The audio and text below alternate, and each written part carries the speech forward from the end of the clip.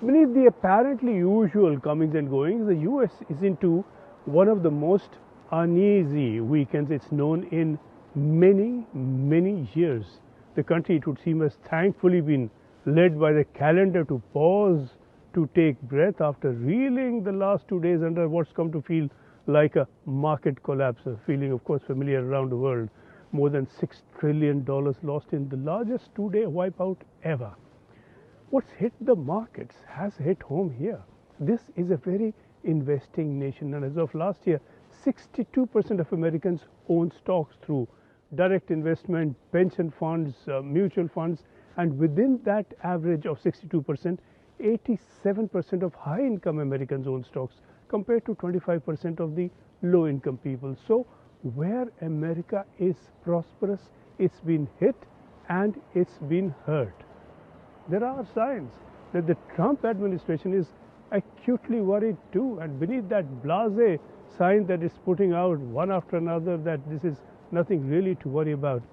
Trump has been playing golf and be seen to be playing golf, and that itself appears a projection that the president is appearing not concerned because he does not think he needs to be, but through this fall he has shown increased impatience with Chair of the Federal Reserve, Jerome Powell, who has said that the tariffs will slow growth and add to inflation, appearing to suggest that markets have good reason to fall beyond any irrational panic of the moment. Powell also refused to immediately cut interest rates as demanded by Trump, and Trump has seen that as contributing to panic and damaging to the economy. The administration had timed an announcement just before market opening hours on Friday, not coincidentally, that 228,000 jobs had been added in March against the expected 140,000, and this followed the numbers change followed a readjustment in calculation,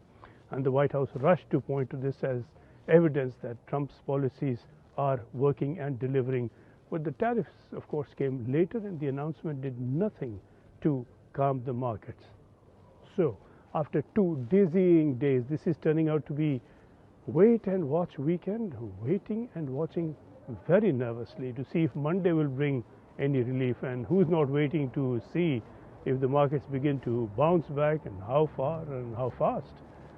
Other than that lowest band, who can't lose much because they have very little to lose, which is hardly reassuring, we have, coupled with anxiety, anger now, because the last time America was in this sort of place, it was the COVID outbreak in 2020, which everyone blamed on fate or a Chinese lab. This time they are looking at their own elected president who has brought this upon them.